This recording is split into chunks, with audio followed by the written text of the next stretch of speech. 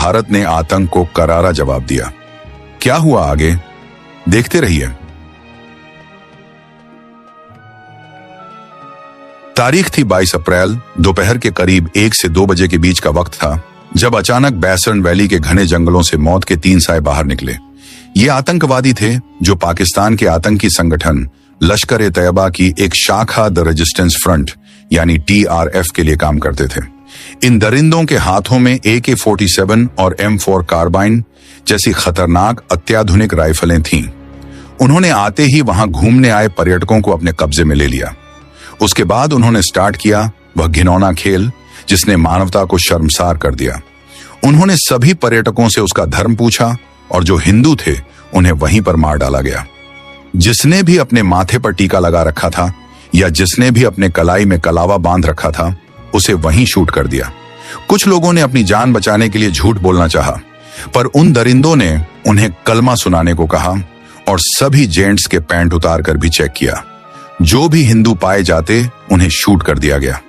कुल मिलाकर 26 बेगुनाह लोगों को मौत के घाट उतार दिया गया था, जिनमें से 25 पर्यटक थे और एक हमारा बहादुर भाई आदिल था। इस हमले ने पूरे भारत को झकझोर कर रख दिया था। यह हमला सिर्फ उन 26 लोगों पर नहीं था, बल्कि यह हमला भारत की आत्मा पर था। यह 2019 के बाद से कश्मीर में नागरिकों पर हुआ सबसे बड़ा हमला था। प्रधानमंत्री नरेंद्र मोदी उस वक्त सऊदी अरब के दौरे पर थे, लेकिन जैसे ही उन्हें इस कायराना हरकत की खबर मिली, उन्होंने एक पल भी नहीं सोचा और तुरंत अपना दौरा बीच में ही छोड़ दिया। वो सीधे भारत वापस लौट आए। दिल्ली आते ही रायसीना हिल्स पर हलचल तेज हो गई। एक हाई लेवल मीटिंग बुलाई गई। यह cabinet committee on security CCS की बैठक थी। इस मीटिंग में राष्ट्रीय सुरक्षा सलाहकार अजीत डोभाल, सेना प्रमुख जनरल उपेंद्र द्विवेदी, गृह मंत्री और देश के तमाम बड़े सुरक्षा अधिकारी मौजूद थे। कमरे में सन्नाटा तो था, लेकिन वो सन्नाटा तूफान से पहले का था। सबकी आंखों में सिर्फ एक ही सवाल था कि आखिर कब तक हम अपने बेगुनाहों की लाशें उठाते रहेंगे? कब तक हम शांति का पाठ पढ़ते रहेंगे, जबकि सामने वाला सिर्फ खून की भाषा समझता है? उधर पाकिस्तान में बैठे आतंकी संगठन TRF ने बेशर्मी की सारी हदें पार करते हुए इस हमले की जिम्मेदारी ले ली। उन्होंने सोशल मीडिया पर पोस्ट डालकर यह कबूल किया कि यह हमला उन्होंने किया है। उनका कहना था कि यह हमला कश्मीर में गैर कश्मीरी लोगों को बसाने के विरोध में किया गया है। यह देखकर हर भारतीय का खून खौल उठा था। पाकिस्तान की सरकार हमेशा की तरह झूठ बोल रही थी कि उनका इसमें कोई हाथ नहीं है, लेकिन भारत के पास पक्के सबूत थे।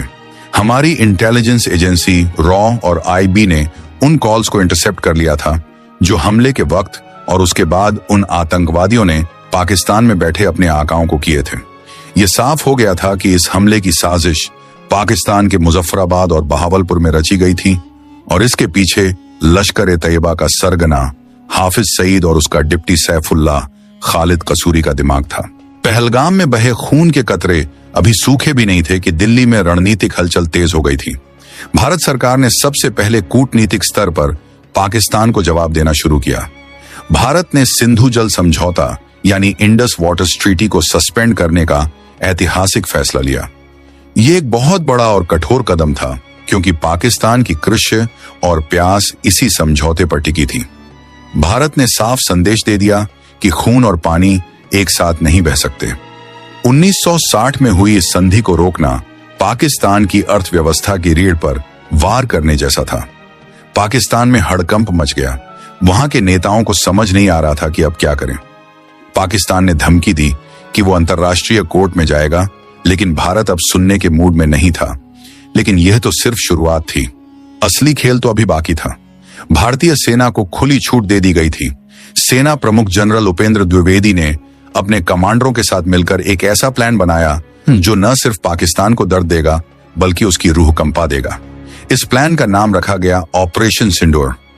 आप सोच रहे होंगे कि इस ऑपरेशन का नाम ऑपरेशन सिंदूर ही क्यों रखा गया? इसके पीछे एक बहुत ही भावुक और दिल को छू लेने वाली वजह थी। पहलगाम हमले में जिन महिलाओं ने अपने पतियों को खोया था, जैसे शुभम द्विवेदी की पत्नी या लेफ्टिनेंट विनय नरवाल की पत्नी, उनका सुहाग उजड़ गया था, उनका सिंदूर मिट गया था। यह ऑपरेशन उन्हीं सुहागों का बदला लेने के लिए था। यह ऑपरेशन उन आंसुओं का हिसाब मांगने के लिए था जो उन विधवाओं की आंखों से बहे थे। प्रधानमंत्री मोदी जब गुजरात के कच्छ दौरे पर गए थे तो वहां की महिलाओं ने उन्हें सिंदूर का पौधा भेंट किया था और यहीं से इस नाम की प्रेरणा मिली। इस नाम में ही इतनी आग थी कि हर सैनिक के दिल में ज्वाला धधक रही थी। सेना ने अपनी तैयारी शुरू कर दी। ऑपरेशन सिंदूर को अंजाम देने के लिए बहुत ही गोपनीय तरीके से काम किया गया। दक्षिण भारत के तंजावुर एयरबेस पर तैनात 222 स्क्वाड्रन, जिसे टाइगर शार्क्स के नाम से जाना जाता है, उसे एक्टिवेट किया गया। यह squadron Sukhoi 30 MKI fighter jets उड़ाता था, लेकिन ये आम सुखोई नहीं थे। इन्हें खास तौर पर ब्रह्मोस मिसाइल ले जाने के लिए मॉडिफाई किया गया था। ब्रह्मोस दुनिया की सबसे खतरनाक सुपरसोनिक क्रूज मिसाइल है, जिसकी रफ्तार आवाज से 3 गुना ज्यादा है और जिससे बचना किसी भी एयर डिफेंस सिस्टम के लिए लगभग नामुमकिन है। पाकिस्तान को लगा था कि अगर हमला होगा तो उत्तर भारत के एयरबेस से होगा, जैसे अंबाला या हलवारा से। उनकी नजरें वहीं टिकी थीं, लेकिन भारत ने अपनी चाल बदल दी थी। इस बार हमला वहां से होना था जहां से दुश्मन सोच भी नहीं सकता था, और वो भी उन हथियारों से जिनकी काट दुश्मन के पास थी ही नहीं। मई का महीना शुरू हो चुका था। सरहद पर तनाव इतना ज्यादा था कि एक चिंगारी भी युद्ध भड़का सकती थी। पाकिस्तान ने अपनी फौज को बॉर्डर पर लगा दिया था। उनके रडार 24 घंटे आसमान को घूर रहे थे, लेकिन भारतीय सेना की खामोशी उन्हें और भी ज्यादा डरा रही थी। कहते हैं ना कि शेर जब शिकार करने वाला होता है तो वो एकदम शांत हो जाता है। ठीक वैसा ही हाल भारतीय सेना का था। 7 मई की तारीख नजदीक आ रही थी। खुफिया जानकारी के मुताबिक पाकिस्तान के बहावलपुर और मुरीदके में आतंकी ट्रेनिंग कैंप्स में हलचल बढ़ गई थी। उन्हें लग रहा था कि अब इतना वक्त बीत गया है तो शायद भारत हमला नहीं करेगा। यही उनकी सबसे बड़ी भूल थी। 7 मई की रात का अंधेरा गहरा होता जा रहा था। घड़ी की सुइयां धीरे धीरे आगे बढ़ रही थीं। भारत के अलग अलग एयरबेसों पर एक अजीब सी हलचल थी, लेकिन सब कुछ बहुत ही शांत और अनुशासित था। पायलट अपने जी सूट्स पहनकर तैयार थे। तकनीशियन आखिरी बार जेट्स की जांच कर रहे थे। तंजावुर से सुखोई 30 MKI ने उड़ान भरी। इसके साथ ही ग्वालियर और अंबाला से मिराज 2000 और राफेल जैसे घातक विमान भी आसमान में गरजने के लिए तैयार थे। यह कोई आम रात नहीं थी, यह न्याय की रात थी। ऑपरेशन सिंदूर का मकसद साफ था, आतंकवाद के उन 9 ठिकानों को नेस्तनाबूद करना जहां से भारत के खिलाफ जहर घोला जाता था। रात के ठीक 1:45 हो रहे थे जब भारतीय वायुसेना के विमानों ने अपनी पोजीशन ली। इस बार हमने लाइन ऑफ कंट्रोल ही नहीं, बल्कि इंटरनेशनल बॉर्डर को भी पार करने की रणनीति बनाई थी। लेकिन ब्रह्मोस जैसी स्टैंड ऑफ मिसाइलों की वजह से हमें दुश्मन के बहुत अंदर जाने की भी जरूरत नहीं थी। हम अपनी सीमा के करीब रहकर भी उनके दिल में खंजर उतार सकते थे। जैसे ही भारतीय विमान रडार पर आए, पाकिस्तान के एयर डिफेंस सिस्टम के सायरन बजने लगे, लेकिन जब तक वो कुछ समझ पाते तब तक बहुत देर हो चुकी थी। सुखोई विमानों से ब्रह्मोस मिसाइलें फायर की गईं। इन मिसाइलों ने पलक झपकते ही अपना सफर तय किया और सीधे अपने निशाने पर जा लगीं।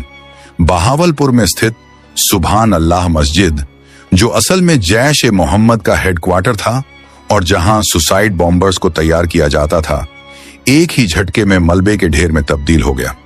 वहां सो रहे दर्जनों आतंकवादी और उनके ट्रेनर्स अपनी ही आग में जलकर खाक हो गए। मुरीदके में लश्कर ए तैयबा के मरकज पर भी आसमान से मौत बरसी। वहां मौजूद कम्युनिकेशन सेंटर और हथियारों का जखीरा पूरी तरह तबाह हो गया। यह हमला इतना सटीक था कि आसपास की सिविल आबादी को कम से कम नुकसान हुआ, लेकिन आतंकी ठिकाने पूरी तरह मिट गए। पाकिस्तान की सेना को संभलने का मौका ही नहीं मिला। वो समझ ही नहीं पाए कि हमला कहां से हुआ और कैसे हुआ। भारत ने इलेक्ट्रॉनिक वॉरफेयर का भी बेहतरीन इस्तेमाल किया था, जिससे पाकिस्तान के रडार कुछ समय के लिए अंधे हो गए थे। इसे जैमिंग कहते हैं। हमारे विमानों ने अपना काम किया और सुरक्षित वापस अपनी सीमा में लौट आए। लेकिन यह हमला सिर्फ हवाई नहीं था। भारतीय सेना की आर्टिलरी यानी तोपखाने ने भी पीओके में मौजूद आतंकी लॉन्च पैड्स पर गोले बरसाने शुरू कर दिए थे। पिनाका रॉकेट सिस्टम ने रात के अंधेरे को दिन की रोशनी में बदल दिया था। पीओके में छिपे बैठे आतंकवादी जो भारत में घुसपैठ की फिराक में थे, उन्हें वहीं के वहीं ढेर कर दिया गया। सुबह होते होते पूरी दुनिया को पता चल गया कि भारत ने पाकिस्तान के अंदर घुसकर 9 आतंकी ठिकानों को नेस्तनाबूद कर दिया है। भारतीय सेना के डीजीएमओ ने सुबह एक प्रेस कॉन्फ्रेंस की और बहुत ही सधे हुए शब्दों में कहा कि हमने अपनी सुरक्षा के लिए यह कदम उठाया है। उन्होंने साफ किया कि यह एक नॉन मिलिट्री प्रीमेप्टिव स्ट्राइक थी, जिसका मकसद सिर्फ आतंकवादियों को खत्म करना था, न कि पाकिस्तानी सेना या आम नागरिकों को। जनरल उपेंद्र द्विवेदी ने बाद में एक